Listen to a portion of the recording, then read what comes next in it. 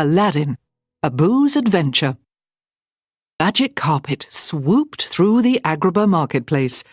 "Abu, stop covering my eyes!" Aladdin cried as he tried to pry the monkey's arms from around his head. "How can I find a gift for the genie when I can't see?" But Abu didn't let go. The magic carpet flew between the stalls, then suddenly stopped short. Aladdin disentangled himself from Abu's grip as he hopped to the ground. "Thanks, carpet," said Aladdin, giving the rug a high five. Abu followed Aladdin and the carpet to a stall packed with interesting things. They'd been to the market 100 times, but they'd never seen this stand before. "May I help you?" asked the merchant inside. "What's this?" Aladdin asked, as he picked up an unusual blue tube.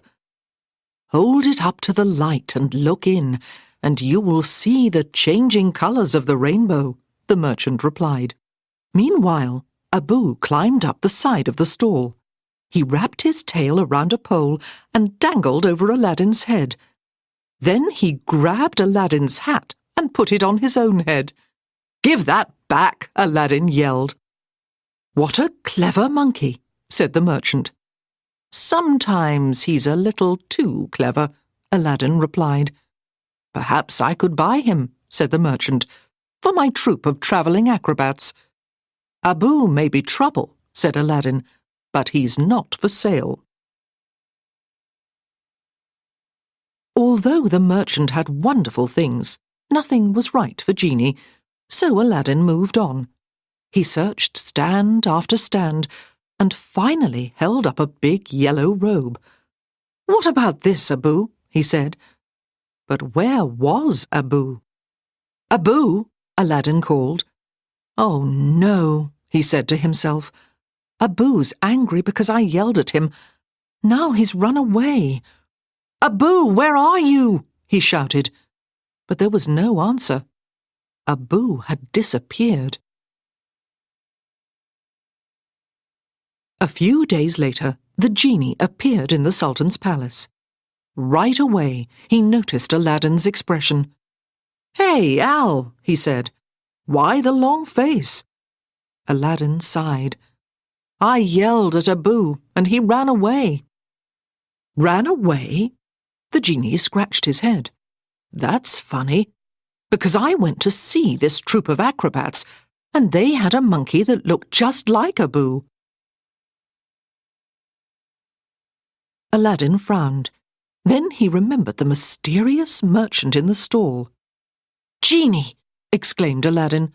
"Abu didn't run away. He's been monkey-napped, and we've got to save him."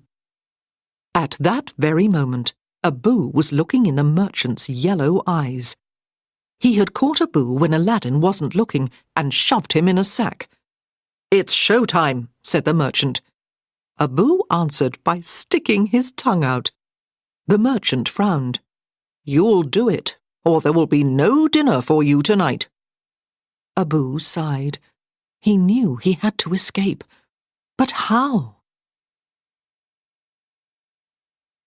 The genie and Aladdin flew over the desert in search of Abu.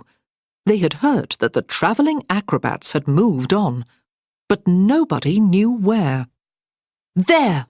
the genie cried at last, pointing down at a bright red tent. Aladdin, the genie, and the magic carpet swooped down and took their seats inside the tent. After a moment, the lights went down, and Abu appeared on a high wire. "Abu, be careful!" Aladdin immediately called out. When the merchant saw Aladdin, he ordered his guards to capture him. But Aladdin and the genie hopped on the magic carpet just in time.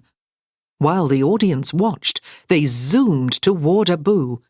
"Grab the monkey!" the merchant ordered. For a moment, Abu didn't move, but he knew that if the acrobats caught him, he'd have to go back to his cage. Finally, he closed his eyes and jumped. "Gotcha!" cried Aladdin as Abu landed in his arms.